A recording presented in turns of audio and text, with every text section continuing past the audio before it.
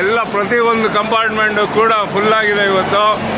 ಎಲ್ಲ ನೋಡ್ಬೋದು. ಇಲ್ಲಿ ಟೈಮು ಸಮಯ ಬಂದ್ಬಿಟ್ಟು ಇಲ್ಲ ಪಬ್ಲಿಕ್ ಕೊಡುವಾಗ ಏನು ಮಾಡೋಕ್ಕಾಗಲ್ಲ.